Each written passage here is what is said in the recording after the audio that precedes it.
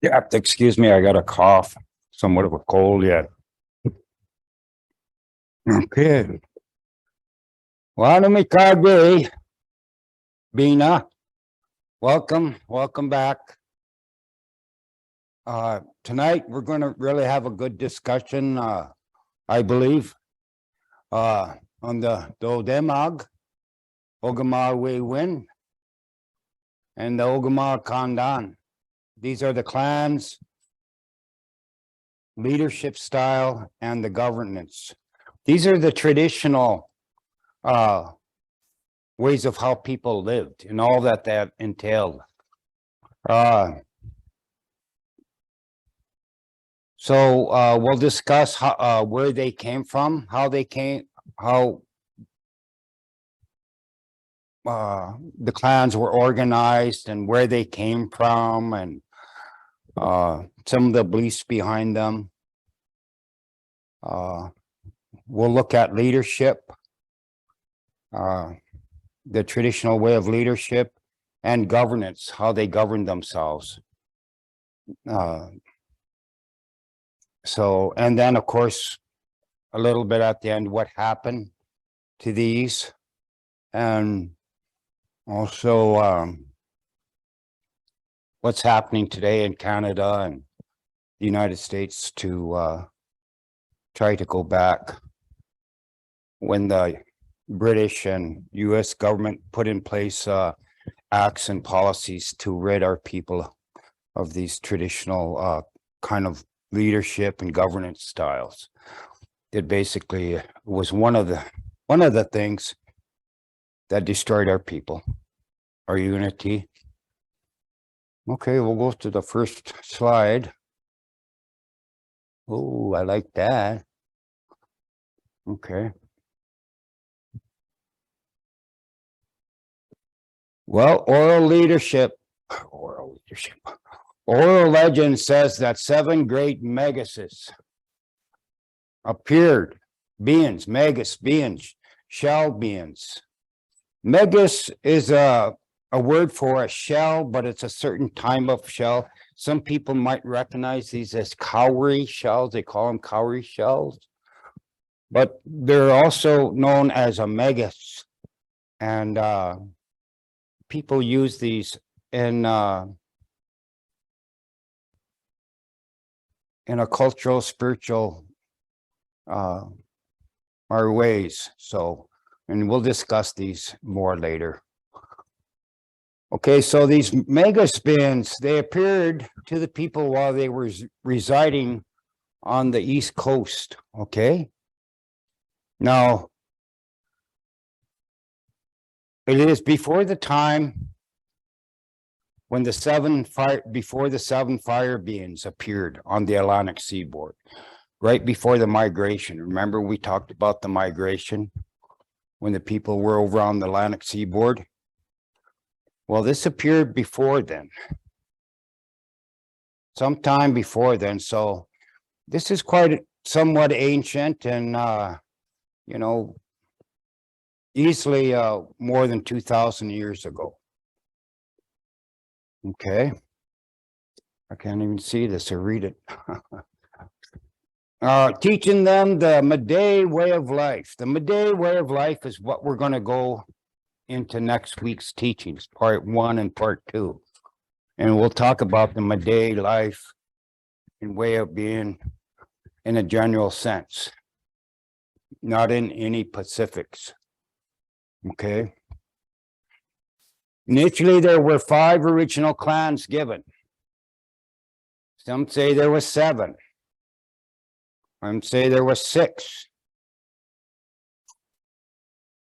The Nez-Perce, the Mississauga, and the Algonquins, who still live towards the east, or the Eastern Door people.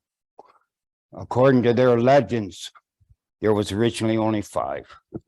And we'll go by that with 5, okay? All right. I can't see very good, so here, move here. Excuse me. So there was originally 5 clans: the Wawachi, the Bullhead. I don't know if any of you know what the bullhead is. It's a fish. I'll keep going. Waswinishi, Echo Maker, the crane. The Awanen, the pintail duck. The Noki, the bear.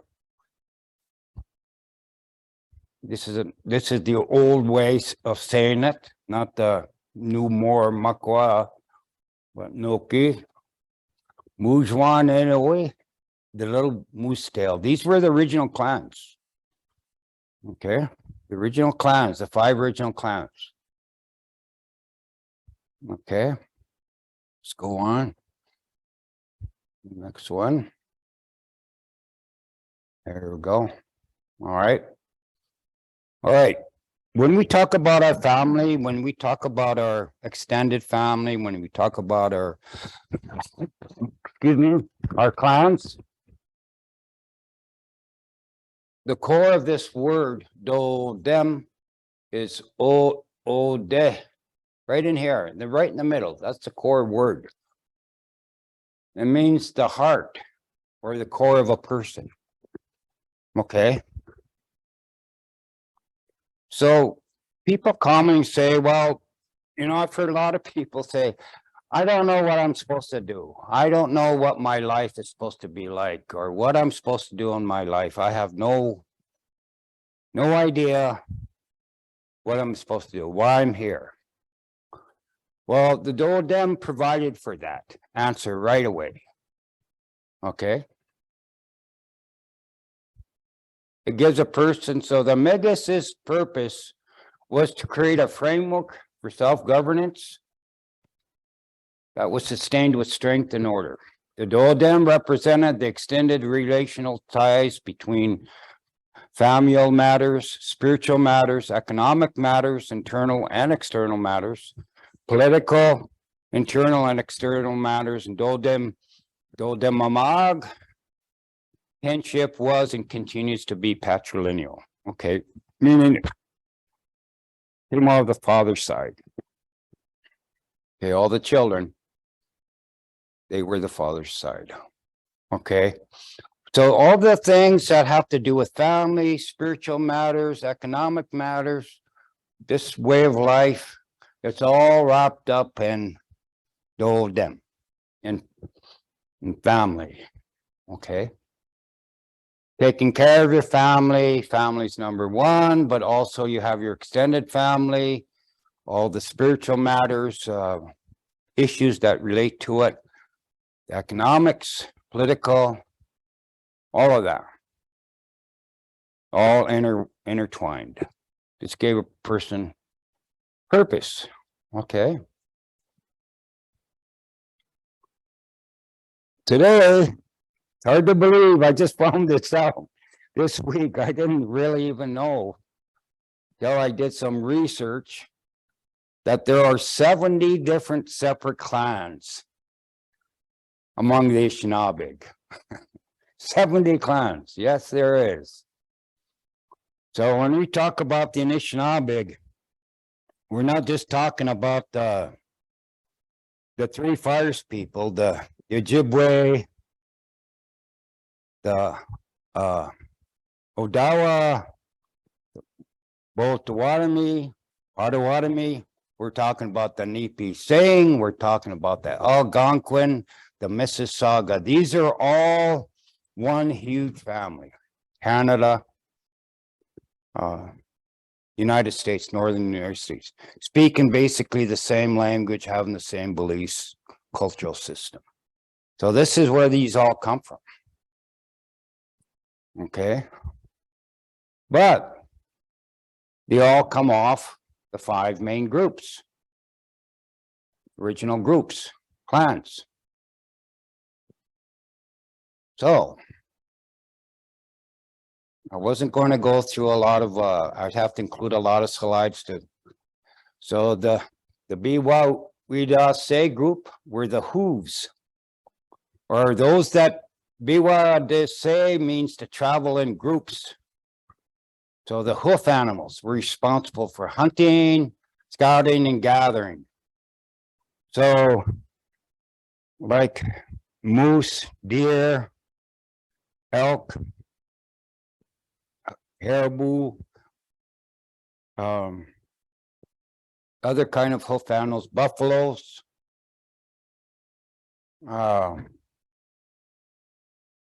yeah.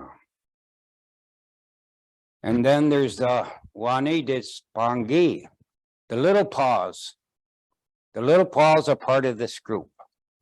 So you have your, like the otter and the other little ones that have little paws. Those are part of that group. Okay. Then the Gishkijiguan group, to cut off. Gishkijiguan means to cut something off. This is what fish did. Usually when they bite something off. They're responsible for the teaching and healing. That was their primary responsibility. People born into these groups, this is what their responsibilities to learn from the times they were children. Okay, hunting, gathering, scouting, learning the ways of the different animals. So different kinds, there's whitefish, all kinds of different fish anyway. So, and then there's the turtles too, the Mikanok, and also included in this group were the Ginebig, the snakes. We have black snake, people who have the clans of the black snake and the rattlesnake.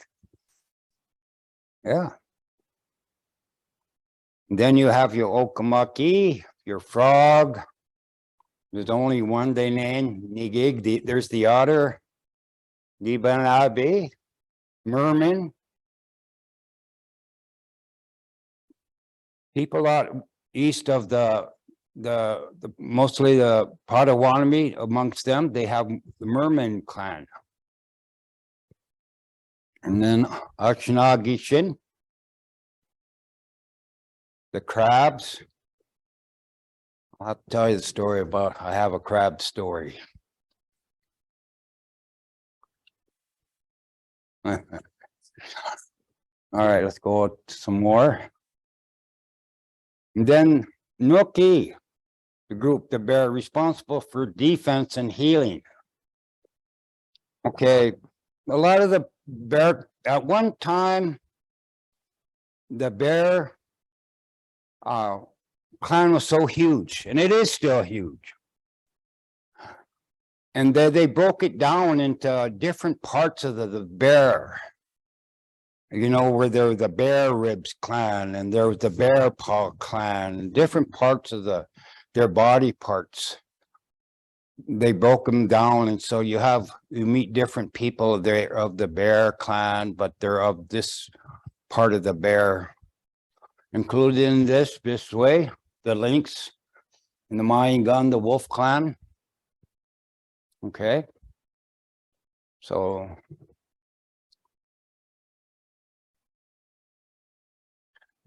and then we have under that the Boswinaji group, or the Benesi, the echoes or resounders, something, the animals that echo when they call or they make a sound, they keep making that sound. There's 10 of them. These are part of our leader clans, these ones that have the leadership chieftain clans. They're responsible for external government relationships. Usually they're the most vocal of the people. The Makig group walks or wades in the water group. The Beneshian, the birds, responsible for internal governance and relationships. So anything that happens within the bands, the tribal bands, the groups, they're the ones that usually convey counsel and then amongst the clans, they'd figured that out. A solution to that problem or issue. Okay. Any question on these so far? So it's usually recognized that there's two leadership clans. One is of the Echo Resounders, the Benaji. Those are the Crane. And then one of them is of the Spinakic group. And those are the Loon, the Hmong. Because you ever hear the Loon when it calls, it's got a different sound. And definitely very noticeable. All the birds, everything kind of perks up and listens when you hear that sound. Ooh. Ooh.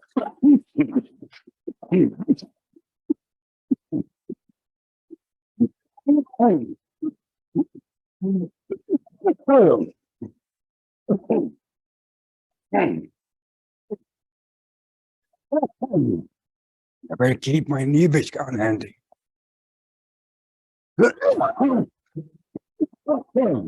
Excuse me. All right, let's go to the next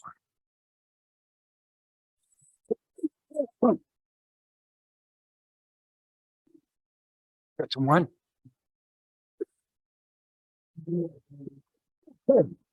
Going on, son.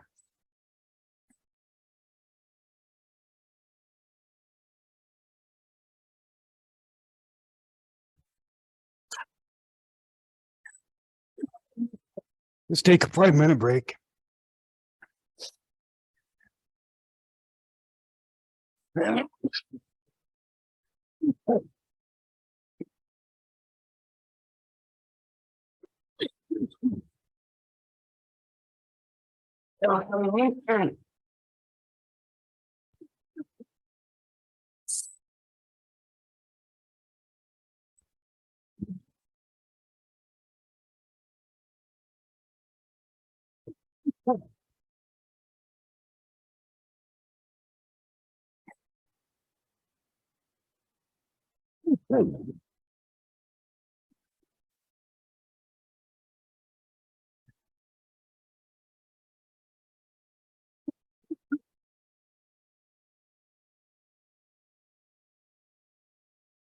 Oh.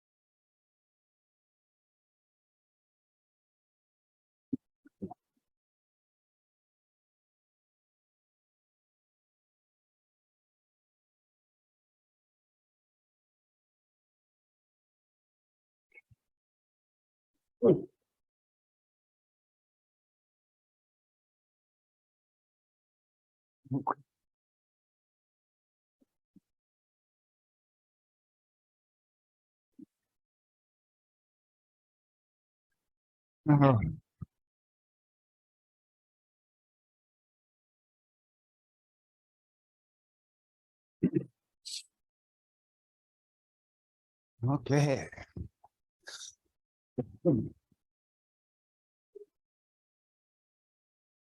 Yeah, no more bird sounds. He has more. He has more. No more bird sounds.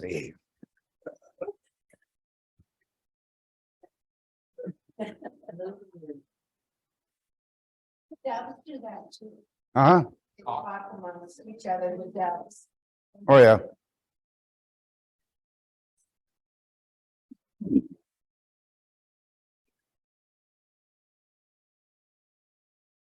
Okay, we can continue. Okay, excuse me for that.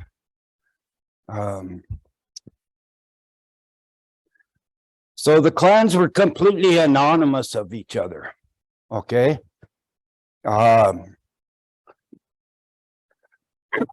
They were like big family groups, each having their own teachings.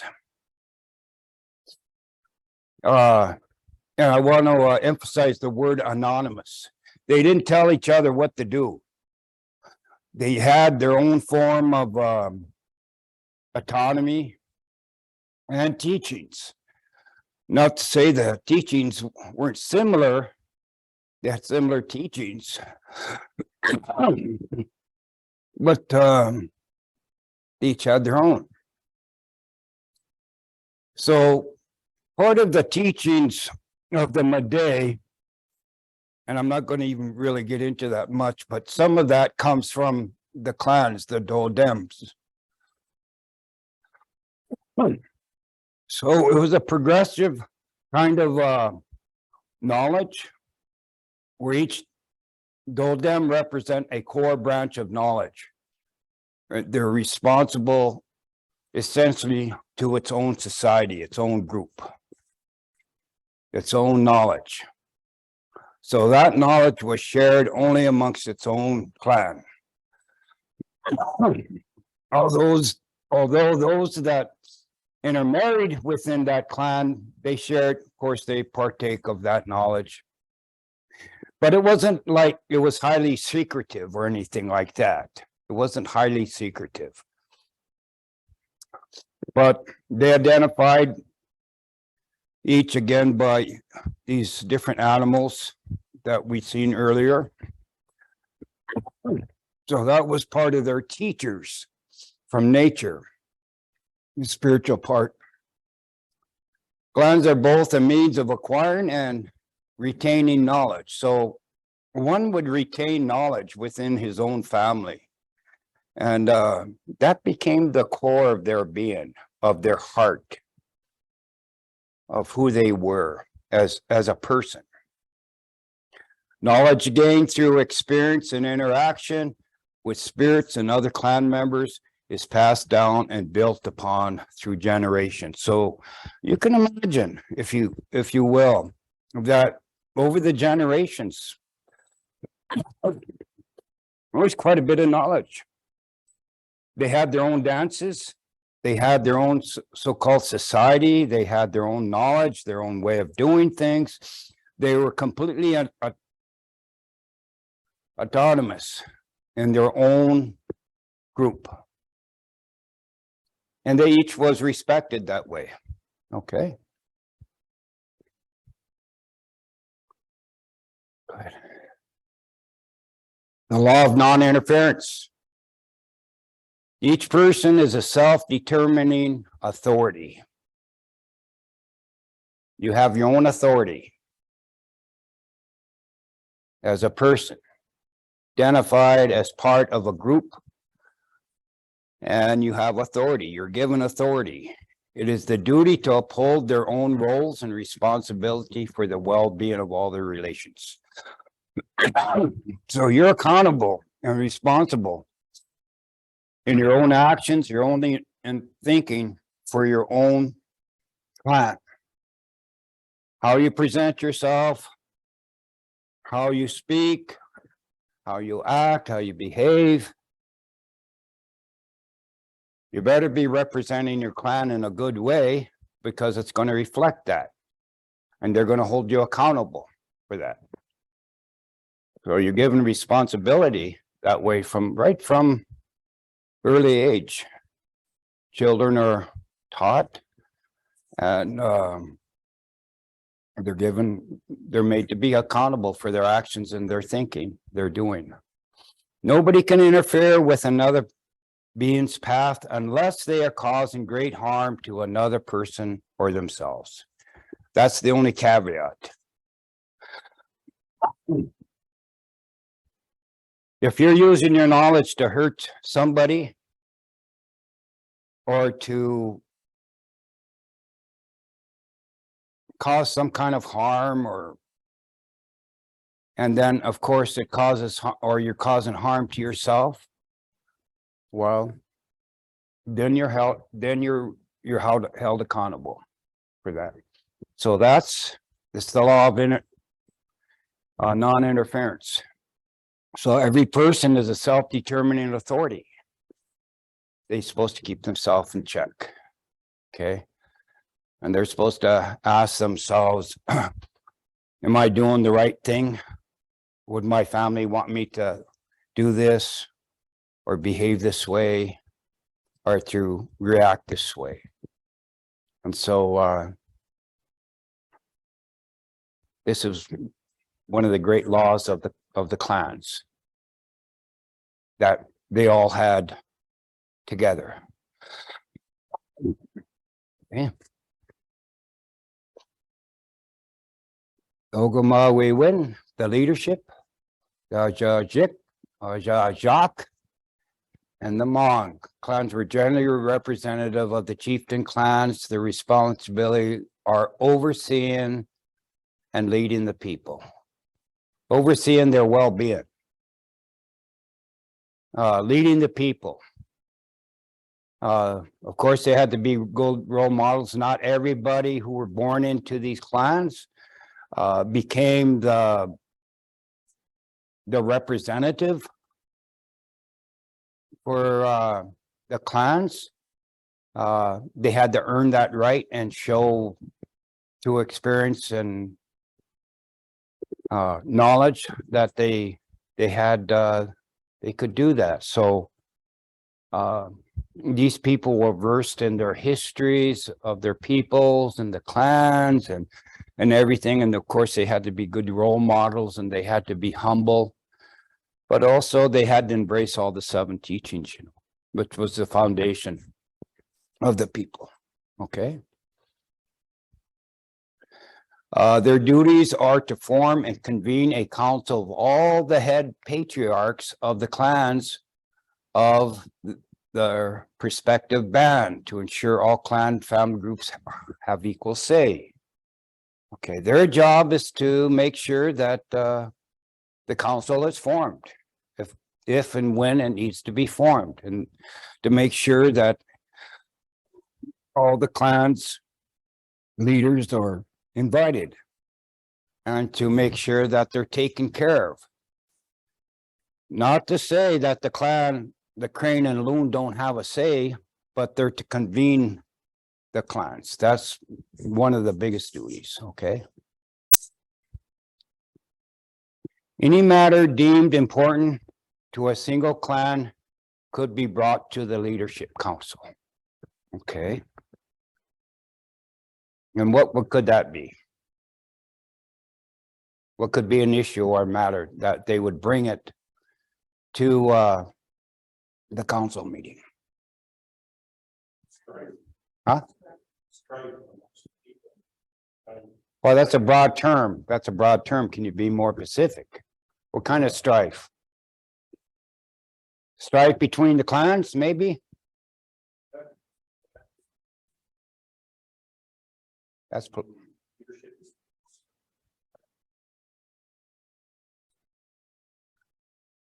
generally there's a mechanism of one of the clans that intermediate. One of the clans, like of the turtle and the fish clans, they were the intermediaries between the 2 chieftain clans. These 2 didn't always agree on matters. These leader clans, chieftainship clans, they didn't always agree on matters, and sometimes they argued or had a different perspective. But the turtle clan often was called to create disputes with the leadership because some of them followed the different leaders clans, the different clans. But the object of the turtle clan was to ensure that everybody could see the big picture and what was the best for all, not just for one, but was for all. Okay, yeah, it could be matters that happened with the clans. Okay, there's a number of things that could be brought up, you know, one's to think about it, why they would, the chiefs would get all the clans together. Okay, all right, let's go on. Well, I think I talked more about that. Governance. There are three types of governance amongst the Ojibwe, the Anishinaabe, or the Three Fires. There's three different types. Okay, your clan governance within the clan related matters only. Families handled their own problems. Okay, no matter what it was.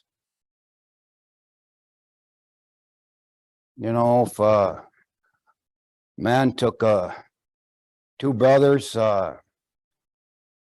maybe something happened, I don't know.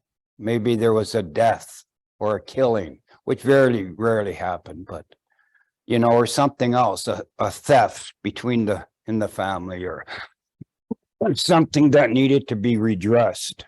The family would handle that. They wouldn't convene the council for that, or the chiefs. They wouldn't. It would be handled amongst the clan leadership within itself. So they were autonomous groups. They had the ability to handle their own matters, whatever that might be. Okay, that was their business. They were going to handle it, whatever it might be. And then there was band council governance. All clans met and discussed issues and matters that pertain to the tribal band as a whole.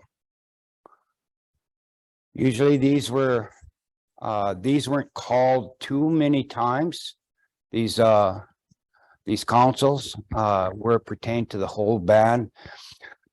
When the first white men came, and it involved trading or economics, they met in those issues, and matters of warfare too, military. Europeans brought a style of warfare, military interference that our people had never seen or practiced before. Okay. And then there's the Grand Council. These were the Three Fires, the Confederacy, the Odawa, the Ojibwe, and the Potawatomi. These were the Grand Councils. So these were usually the chiefs and head, and the chiefs, there were several chiefs that could go beside the then hereditary chiefs. It could be an outspoken one of the different clans or something. Maybe they had a big clan or a renowned leader, one of those clans. So they could sit basically in this Grand Council. Okay. So these were the three types of governance, levels of governance that our people have. Okay, let's go to the next one. I'm going to go into each one of these a little bit. Clan governance. Now think about our governance we have today, tribes have today. Okay. And then what I'm presenting here. Clans chose their leaders based on proven principles, experience, and knowledge. Okay. Remember, knowledge was built upon. There are people who seek after knowledge, seek after, want to be involved and want to gain knowledge, and they have a way about their spirit. They want to help people and be involved with their community in a good way. And in time, they gain more experience and proven. They kind of have to prove themselves. A lot of times leaders aren't chosen. Maybe a man isn't chosen till maybe he's been under the helpful guidance of a principal patriarch for many years. Maybe he's an experienced adult, but still he hasn't been chosen for the primary role yet. All matters and issues pertaining to the clan were discussed, and the principle of due process were used. Okay. No matter what it was, what the issue or matter was, if there was a wrongdoing, that person that was accused of wrongdoing had due process. Due process is a legal term we use today, that they got a chance to say something.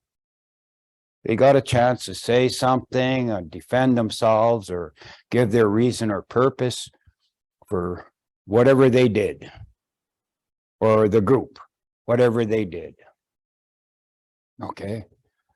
We talked about that last night during the storytelling, why this one family they lived way out and away from the rest of the village and chose to raise their kids there.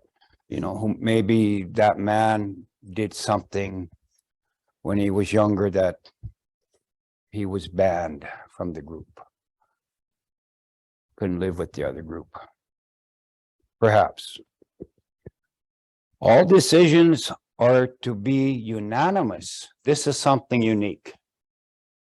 All clan members had to vote unanimously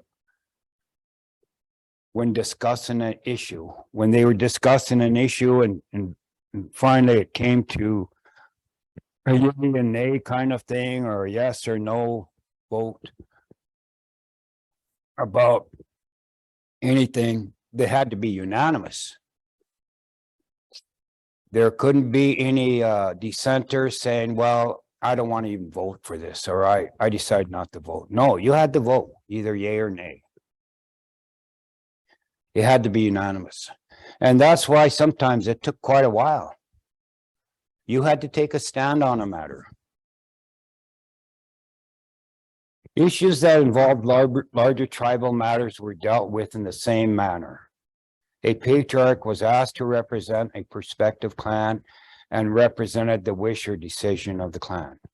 So every year, maybe at the Grand Council or at the Band Council, if it was based on something that was affecting that tribe and they discuss it, well, this is what they wanted. This is what the people of that clan wanted.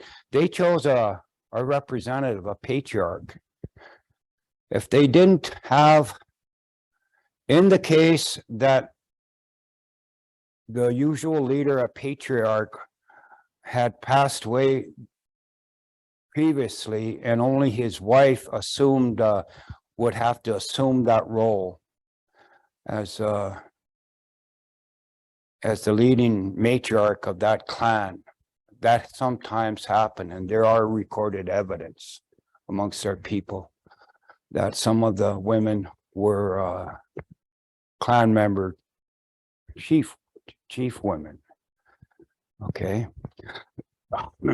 So Madeline Island out in the Lake Superior was named after a Nogamai Kwe, and she was a woman chief. Madeline Kadot was her name. Okay, let's go on to the next one. Band Council. Important matters, issues generally involve the whole band. Okay, so all the clans that were part of this band. Each band had a self-regulating council of leaders of the community clans. Okay, do you understand what that means? So all the family groups had a say in this council. They could sit outside where these men would meet, men, maybe some women, but they couldn't say nothing because they had chose a representative to speak for them. Okay, so they discussed the matters that their clan had wanted them to discuss, and sometimes they showed up to make sure that they followed it, that they didn't change their mind. Okay, they weren't prevented from showing up.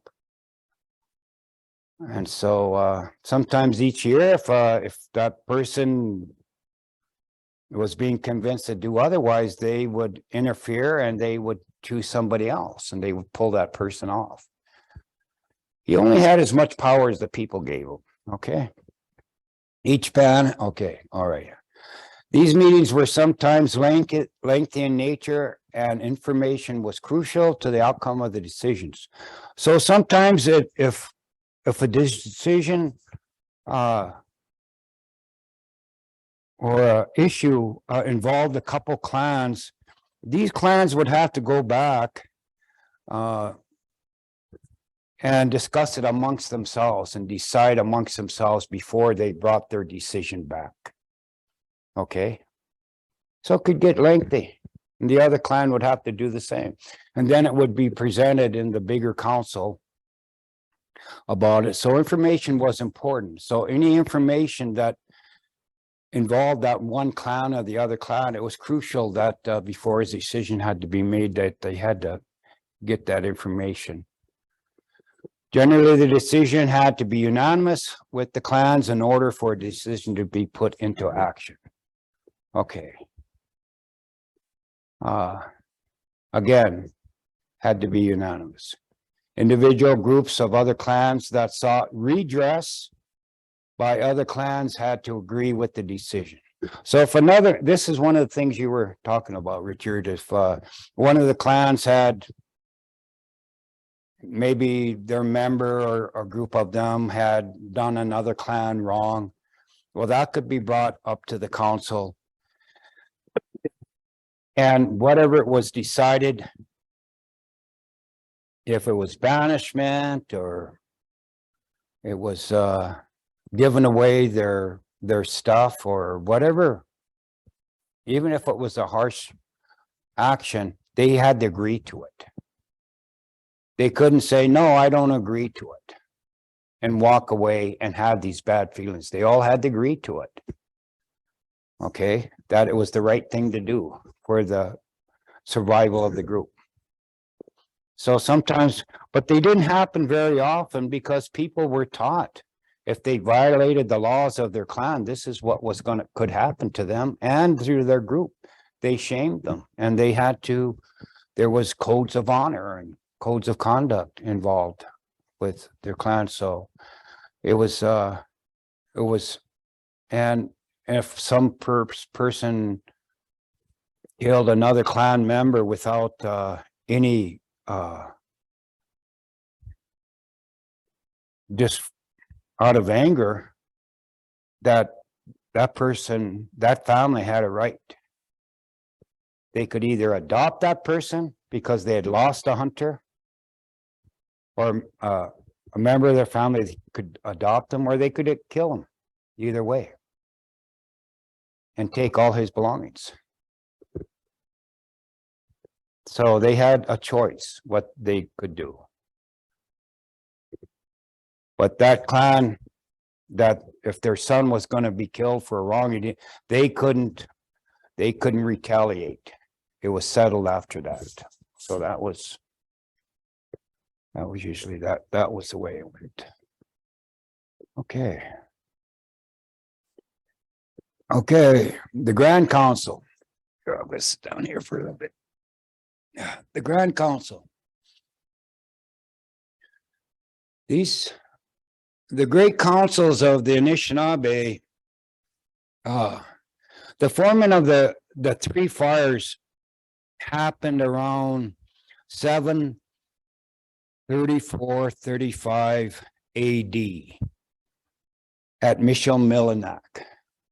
Boateng, they call it. So Saint Marie, another word. Okay, right there at the beginning of Lake Superior and Lake Michigan. And these councils were held there because it was in the middle of their territory. And they were political and military issues and matters that pertain to the nation. That's the only reason they ever met. But there was also economic issues. I think, and of course, the Three Fires was formed at that time as a result of military action against the Iroquois and the Sioux nations at that time. And they did that for survival reasons. But we'll talk about that at a different time when we talk about the Nepewa, the ancient confederacies. So the economic trade issues had impact on all the nations. When the traders started coming in, first it was the French, and then it was the English, and then the Americans, And the people generally were for the trade. They liked the trade because they liked the articles and they wanted the articles, what they had to trade, you know, especially the metal stuff, the pots, the pans, the sewing needles, the knives, the guns. They liked the guns. It gave them an edge over their enemy. They liked the cloth, the trade cloth and the ribbon and all of that stuff. And so they were in favor of that. And of course, the Europeans wanted the furs. So the Anishinaabe acted as footmen for the traders. They would provide them instruction how to get to different trapping parts of the country. They could trap the furs, and they also served as canoe men, paddlemen in their large canoes and different things like that. And it seemed like everybody prospered to a certain extent.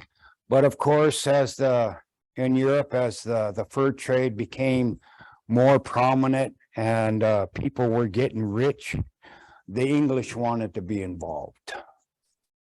You know, they seen this as France was getting more wealthier and more powerful, that the English wanted to. And so as a result of this, this is where the wars started between France and England. And of course, our people had always had somewhat treaties and agreements with the French. And so initially, our people fought with the French. And that went good for a while, as much as you could say warfare is good. But then when the French lost, our people had to pay the price, as we were on the loser side in those matters. So Fort Michilimackinac became what was a French, large French fort and trading post, became a British trading post in the Great Lakes. And things started to change really quickly after that. And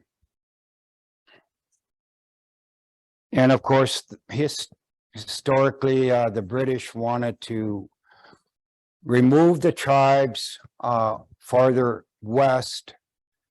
And eventually, after many different wars, the 1812 war, the War of 1815, the War of 1812, the Seven-Year War, finally they made this 1830 Indian removal policy, United States. And the reason they came up with this policy is because settlers wanted the choice lands out in the Great Lakes and the Ohio Valley. They wanted those lands. And of course, the political system in Washington, the government, you know, they were obligated. What they did was they started removing a lot of the tribes from their lands. Now, the ones that suffered the most were the Potawatomi and the Odawa. We know that the Potawatomi are down in Kansas, and they're part of the Ojibwe Nation. Some of the Potawatomi went up into Canada, some hid amongst the more western bands of the Ojibwe.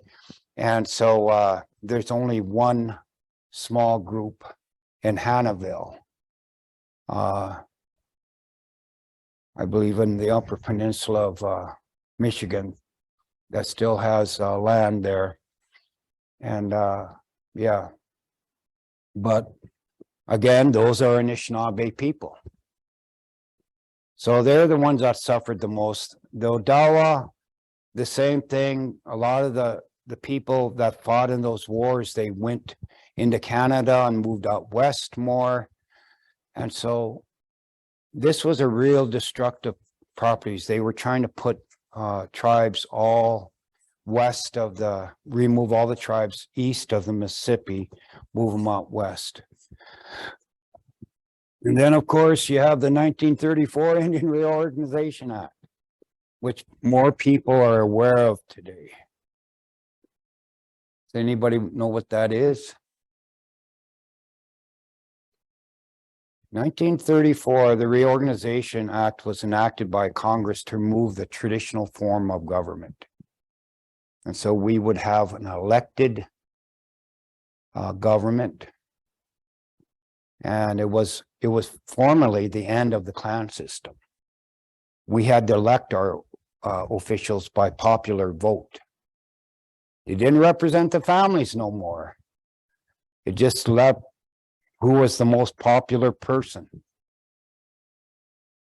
Didn't necessarily mean, and in it, I shouldn't say this because I'm going to be recorded, but you know, sometimes our people don't recognize or don't vote in our most our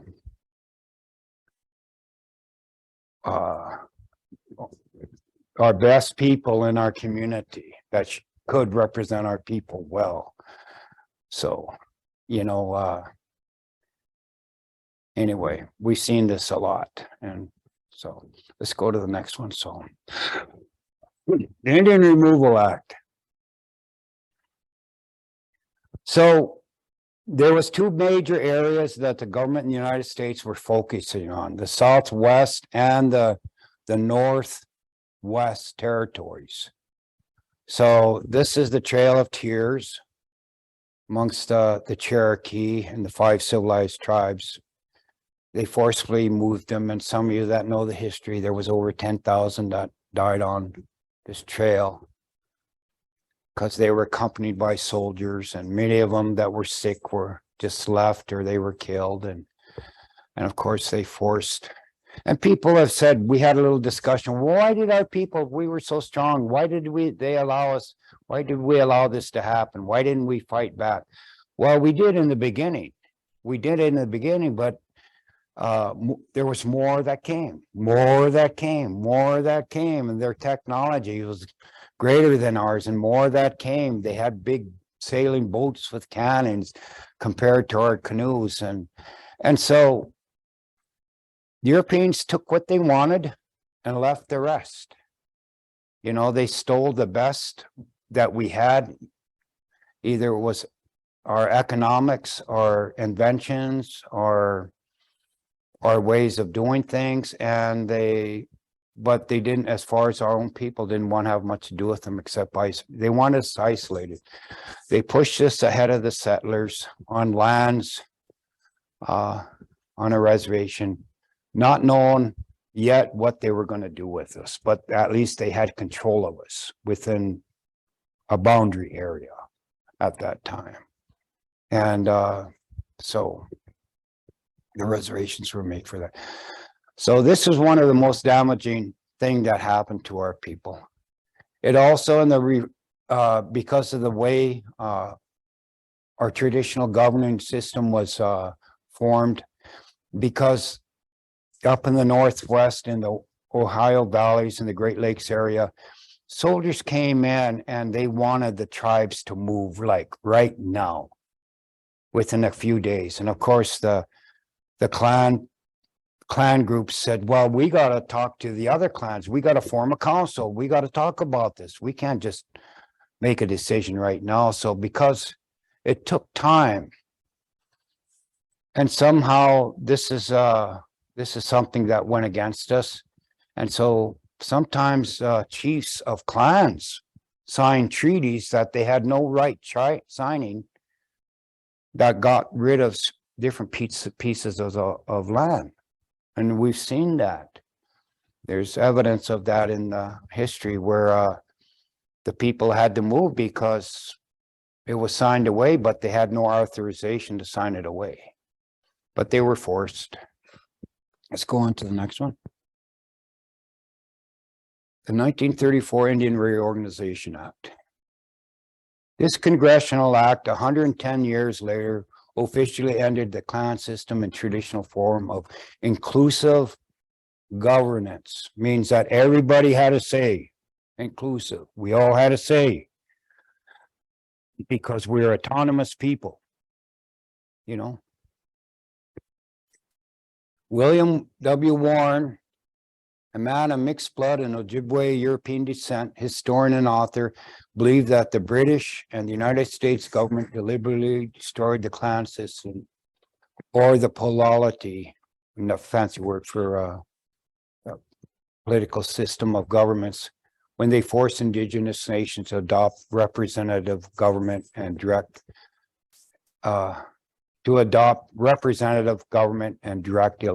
elections of chiefs. Okay. So,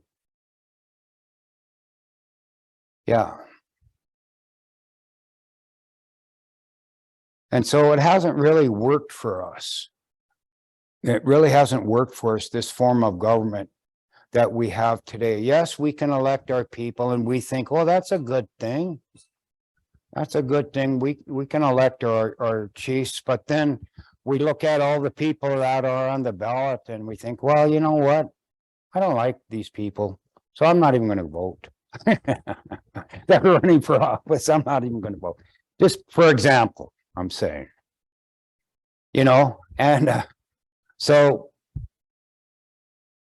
but and then somebody may say, well, if you're so concerned, either shut up or whatever. If you're going to, if this bothers you, why don't you run for council? Well, maybe I will, but I got to get my family behind me. I got to get my family behind me. I got to get my clan, my wife's clan. I got to get some other clans around me, And that's how a lot of times people get into office. They get their big extended families. And we've seen that in tribal politics. Sometimes people with big extended families or their clans are the only ones getting served during when they get elected to get in office. We see that. Okay. Families that have the biggest families on the reservation, they always have somebody in council. They're served that way. This is a form of, we call it nepotism, but not really. It's not really. It's part of the old clan system. They serve themselves out of duty. It's their constituents. Okay. Let's go on to the next one. Traditional Anishinaabeg governance, or DMOG, stepping away from the U.S. Indian Act. Can we step away from this form of governance? Well, sure we can if we want. First of all, you need to ask good questions. Why would going back to the traditional way of government benefit you more than what you have today? You might have to do some research. You might have to ask questions. Well, we're not all have a say in the council. How do we know if we ask a council person about this? How do we know they're going to represent us or going to put our petition forward? We don't know that. Oh, we can't even get into council. You have to ask some good questions. Seek out valid information. See what other tribes are doing. There are tribes in Canada right now and the United States that are looking to go back to their traditional way of governance because they feel that the present system in the past, let's see, 1934, I don't know how long that is. 70, 80, 90 years ago. We've experimented with this. Has it really done us any good? Has it benefited us? How can our traditional system benefit? Know your community and families. Anin, Gido Dem, what's your clan? What's your clan? Do you know your clan? Your Odo Dem. For the little show, that's really hard because the cultural aspect. I know you know them. Yours, Mary. You're a Crane clan. Ajak. Yeah, I'm Bear. Okay. Now today, what people are doing, if they have no way of knowing who their clans are, perhaps you can have enrollment help you research that back as far as your family ties and stuff could have to do with the names and different things. But sometimes people today, what's being found today, that a lot of young people are going by their qualities. Maybe they're caregivers. Maybe they're good speakers. Maybe they're fighters. Maybe they're healers. You know, they care about people and their health. You know, so they go off the 7 responsibilities of the first 5 clans, or what they are, and if they can get adopted into those clans, then you know there is mechanisms within the clans educational system, the teachings of the different clans, that they do adopt people into their clans. Yeah, could have to do with your dreams. Our tribes historically made provisions for the clans that were born out of that women who married Europeans, they became the Eagle clan. Okay, those who married within other tribal groups, like the Ojibwe woman, if she married a Sioux man, her children would become Wolf clan. The Onondaga, the Fox, the Meskwaki, they would become part of the Fox clan. Okay, and that's how a lot of these clans, the numerous clans, how they develop because of the intermarriage, the evolution of the marriage from when people were more isolated. Different eras of time when our people went to boarding schools and different things, they met different tribal people, married in. I know a lot of our people at Turtle Mountain married into the Fort Totten people. They're Dakota. A lot of them are married into the 3 affiliated tribes amongst the Hidatsa, Mandan, and Rikra. So there's clans in place for that. They made provision for the children. There used to be that the Eagle clan was a very small clan, but now it's one of the bigger clans. Okay. So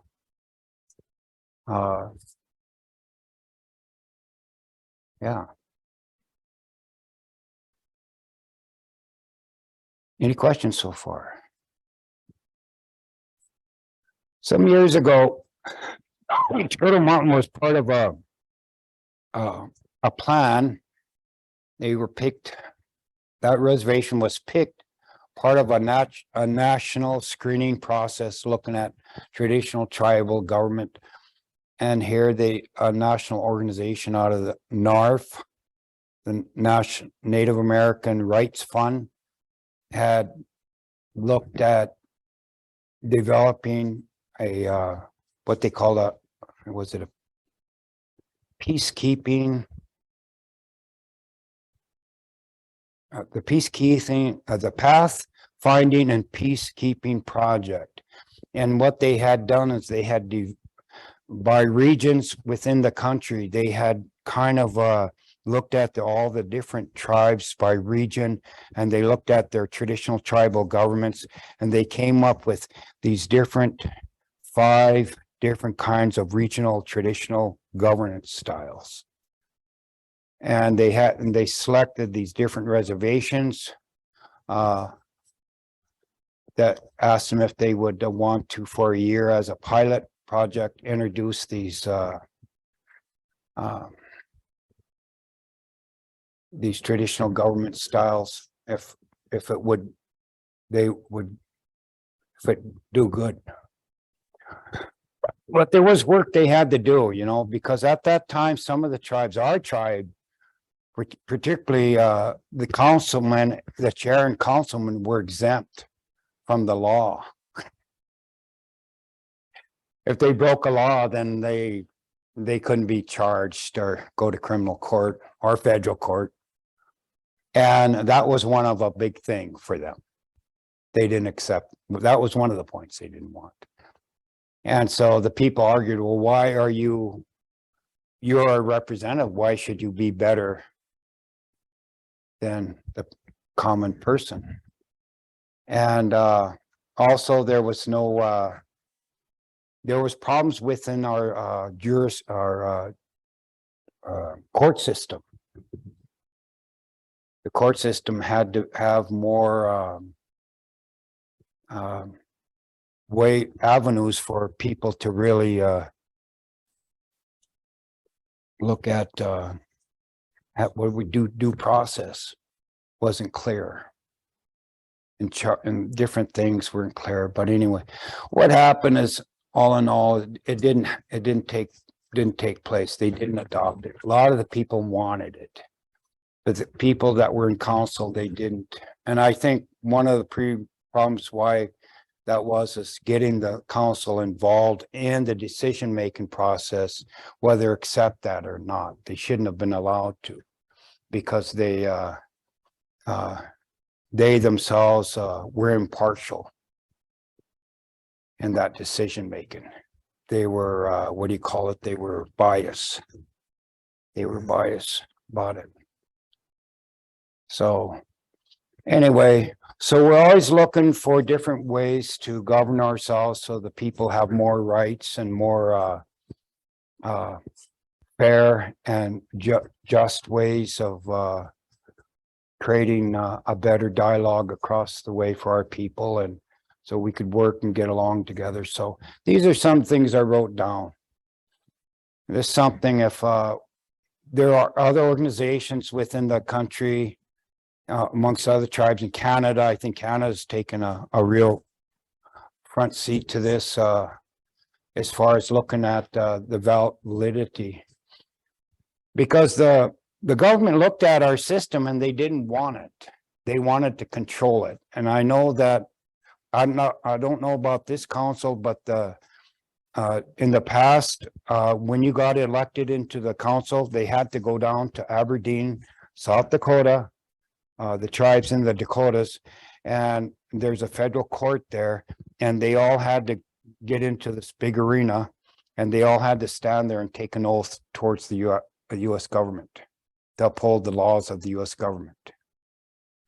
And then when they got home, then they had a big swearing ceremony to uphold the Constitution of the tribe. So they swore 2 oaths, one to the federal government and one to the tribe. So if we're looking at true sovereignty and things like that, as far as Indigenous people, Indigenous nations, we need to continue to look at our governance. Little Shell is a relatively new tribe. Much of what they have as far as policies and governments have been borrowed from other tribes and put in place, which is not a bad thing. But the uniqueness of our own, the Odamag, our governance system, is still being looked at across the Great Lakes, and you're still a part of that. And that should be looked at. So these are just some of the things. If a group of people wanted to get involved with this kind of thing or wanted to learn more about it, there is information out there. What clans are still in place, learning education community on the clan system, dialogue and planning, get to know our clans, learn about the clans more. So, yeah. Yeah. Mm-hmm. How did the Europeans obtain the Atlantic was there any treaties on Where, which land? the coastal land? The coastal land? And, oh, then, yeah. Yeah, well, embarrassing enough, our people allowed them that, they gave them land originally for settlement. When they first came, they allowed them to stay, to come. And I don't think they realized that they were going to stay for good. And they gave them a little bit of land, and then they helped them with their crops and how to plant, do different things, survive. And but then they wanted more. And so, being the way our people are, we shared with them, but they wanted more and more and more. And pretty soon they found out that there was all these differences. They wanted more, and they became more greedy. And that's, if you read some of this early history, this is where the politics and the church came together, and they actually started wanting to drive the natives off their own lands within the first generation. That's what happened down in Jamestown in Virginia. And then you have your question about your lost colony, if you've ever read anything about it. The people were glad to share. And they were nice in the beginning, but they wanted more land, more land, more land. And finally they were pushing into their own villages, and they says, no, we can't share anymore. You should have enough. So the people kind of, I think, did that themselves. The only records that there are as far as with the Iroquois and the well, it's the Massachusetts and the Connecticut. They do have histories of treaties, agreements, but it's in the wampum belts. Their agreements were dealt with when they made a belt made out of wampum, the wampanoag shell. And they would, again, it would be like our birch bark scroll, something like that, pictograph, but it would have a story and was agreement. And so the Iroquois and the Dutch had a wampum belt together. The Massachusetts and the Connecticut had smaller wampum belts where they gave the English and the first settlers land and gave them the rights to settle.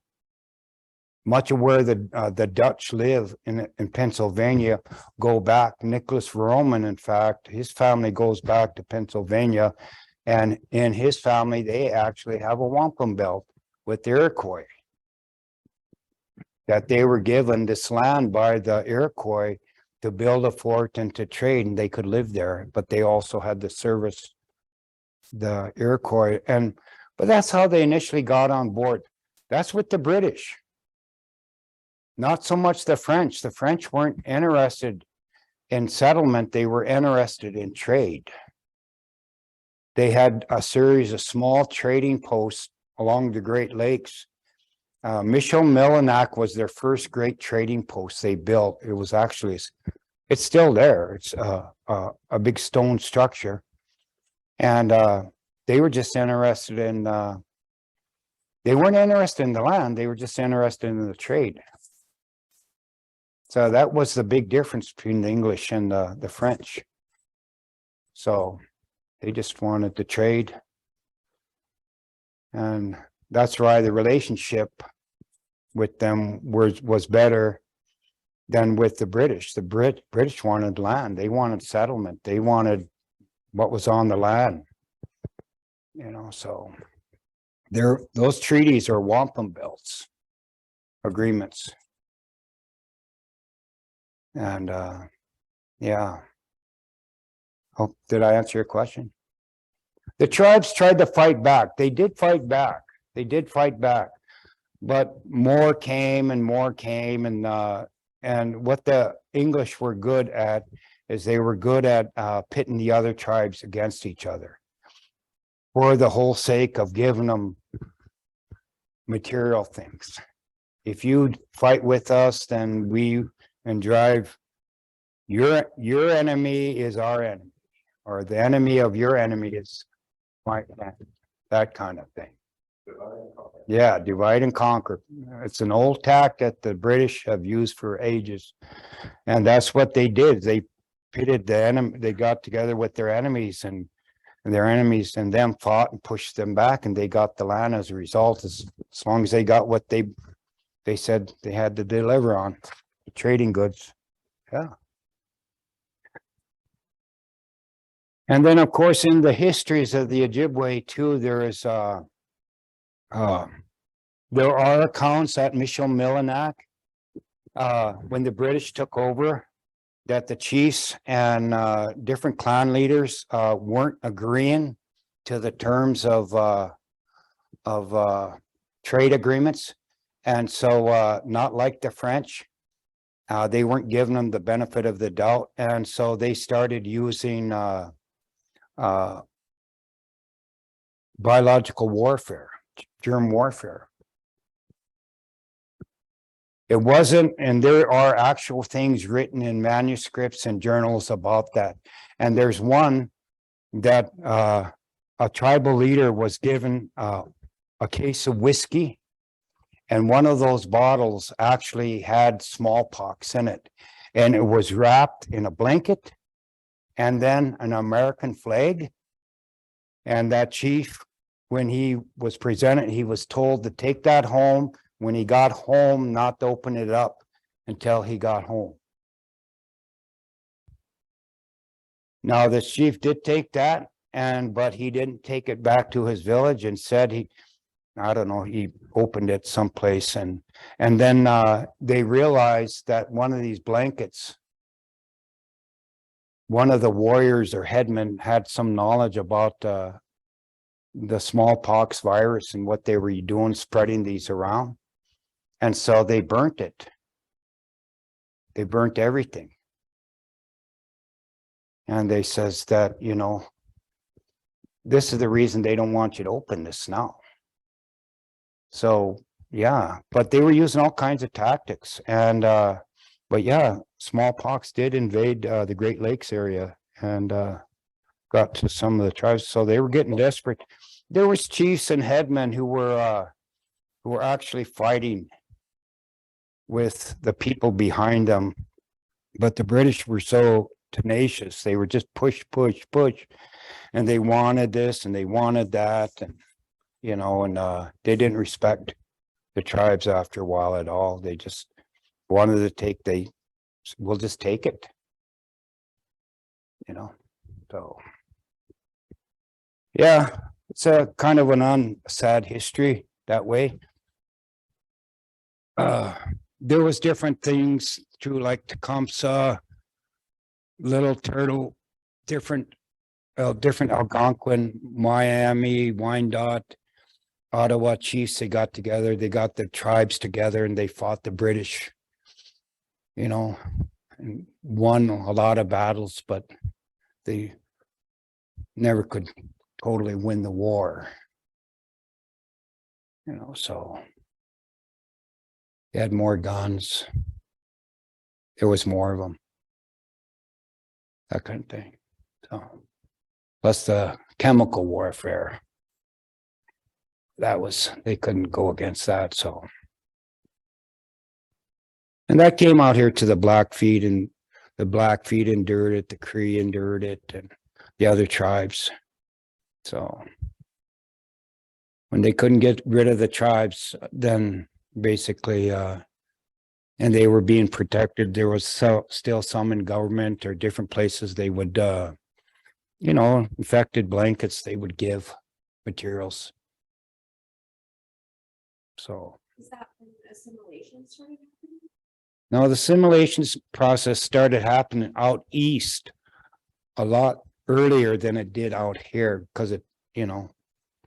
But yeah, in fact, around the 1820s in upstate New York, they were already bringing Iroquois children down into the mission schools, trying to build missions. They actually did build missions up on Tonawanda, Onondaga, different places amongst the Great Lakes tribes, and of course the Cherokee. They had missionaries in 1820 already in schools, simulation, so all of that, and then it came out here more. Carlisle, I think in 1820, no, it was in 1860. It was right before the war, the Civil War, that was it Michael Pratt? He was a Department of Interior official that came up with the Indian school, kill the Indian, save the man, kind of thing. So, but then they came out here more, that all that policy came out here. It didn't take very long though, about 100 years to pretty much wipe out the tribes. Didn't take long. When everything was set in place, the policies and the acts, and when they got everybody on board, it didn't take long. So if you look at that kind of a picture, sad, but our people are fighting back, you know, becoming more educated and learning the language, their culture, and, you know, luckily the government's getting better at supporting those kind of things.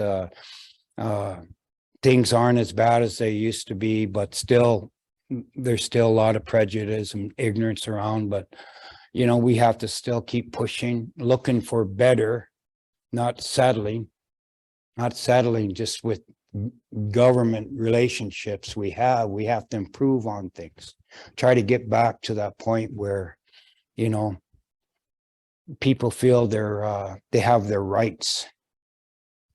They can go before their councils and say something without fear of retaliation and stuff like that. And you know, even if you work for the council, you can do that. Yeah. And so if you were a woman and married outside your clan, Mhm. just become their clan that you married into? No, you keep your own clan, your own identity, your own autonomy. You don't give that up. And whether Now, as far as in the Ojibwe way, if you, well, but still, those children would become your clan in the Ojibwe way. Now, depends if you married like a non-native person, they would become Eagle clan.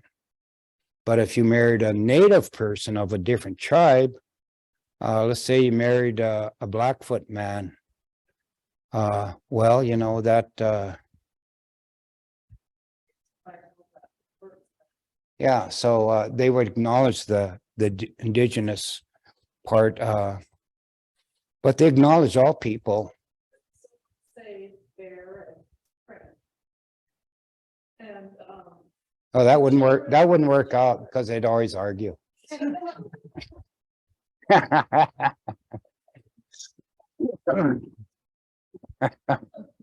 I'm just teasing, Mary. Huh? Well, the children it's from the man's side. It's patrilineal. It's a patrilineal.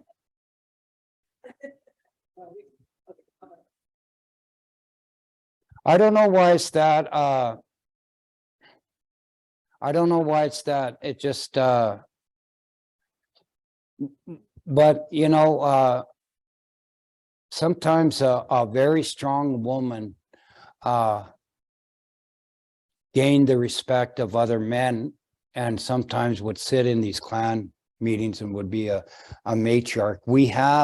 There is documentation of that, quite a bit, in fact, not only of Madeline Cadot, but also during John Tanner's time in the early 1800, John Tanner was taken as a child prisoner out of Virginia and raised and brought by the Odawa and brought out to the Red River Valley and was given to this old lady. And she was the clan mother of that band up in the Red River Valley. She was the Ugamakwe, the chief, woman chief. She had a lot of power. But yeah, there was no man. So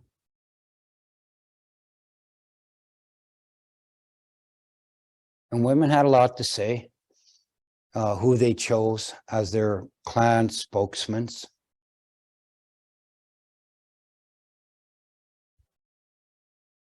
So do you think women would not? Yeah, women would have a lot to say about who would speak for them. Yeah. Yeah, in our, I think too, in our history too, it's unique from a lot of other tribes. Yeah. Because of how we were the Montana landless Indians, and then we were the landless Indians of Montana, two different factions, right? And groups of all connected. And then it wasn't until 1977 when we formed our constitution for the Little Shell that they changed the name from the Montana landless Indians of Montana to the Little Shell Tribe of Chippewa Indians. So you have that broad history there, which I think Nick Ruman did a good job of putting that all together in his book. But a lot of people forget about that. Well, the MLI and the LIM, and then, you know, those were the two primary groups until we became Little Shell in 1977. It wasn't until 1977 that happened. Before that, we were always MLI or LIM. Yeah. There's about 100-year history between about 1885 and 1985. There was a lot of going on in this country out here with the tribes, and you know, I mean, still people were trying to survive the old way with the buffalo and living off the land and having some autonomy, but demanding the respect that wasn't there. People get caught up in situations, or, you know, especially if they have a family, you know, you just, and the dynamics, you know, then they came in and the land wasn't open anymore. I mean, in the late 1800s and early 1900s, they, you know, within a decade, they had fenced up the ranges, drove in all these herds of cattle from Texas. And so that you couldn't just come and go. And then people still had a very negative view of indigenous people, that they were defeated people, and this land wasn't theirs no more. It was taken, and they had a right to it because they were all these negative thoughts, you know. So it, I don't know. So people kind of band together, whatever they could, being quiet, keeping quiet, not causing a disturbance, you know. Remember my old grandma said, "Why are you making so much noise, you know? Keep quiet, you know, don't cause any disturbance, you know." So that people are always being afraid of being removed or picked up and just forcibly moved. But I don't know. It was for those that stood out and spoke up and about the injustice and stuff. I admire them, because it was during a time when, you know, I mean, people got away with murder around here. I mean, if to stand up and actually protest, say we have rights, this was our land first, we didn't sign no agreement, we didn't agree to anything. It was just taken, you know, we were never talked about. And that's still happening in any country today when government and international businesses are going through Indian lands with pipes and oil pipes and gas pipes and, you know, and they don't think they have to have dialogue with the tribes on their own, about their own land. That's such a, you know, I mean, the states wouldn't put up with that. The counties wouldn't put up with that. I mean, why should we? But they seem so shocked when people protest and say, no, you can't do that. You can't, we don't agree with that, you know? We're not going to just be paid off with money. You know, so, I mean, people have to still fight. There's all kinds of issues to fight for, you know? We all deserve, all peoples deserve to live in peace and have the same rights to have the ability to make a good living, provide for their families, and just sharing the blessings of being good neighbors to each other, that kind of thing, you know. So the earth was supposed to be owned. It was supposed to be shared. That was the concept of the people and from creation.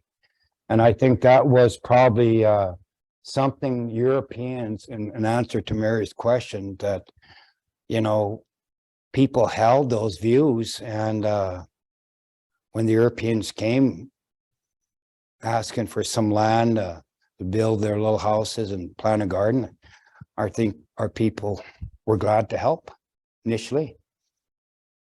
But sometimes those kind of things are taken advantage of. And that's what happened. Literally, if you read these early histories and that are written down in journals and stuff, it's just, it's real tragic. They were taken advantage of.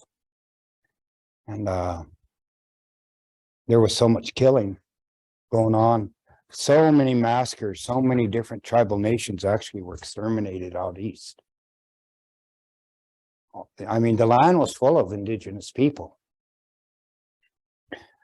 And that's why in the Seven Fire Prophecy, they told the Anishinabek they had to leave. Those that stayed would perish. They would be no more. I mean, some people lived, but there was a lot of, there's only names left. So, what few people are left, they're trying to gain recognition. But yeah.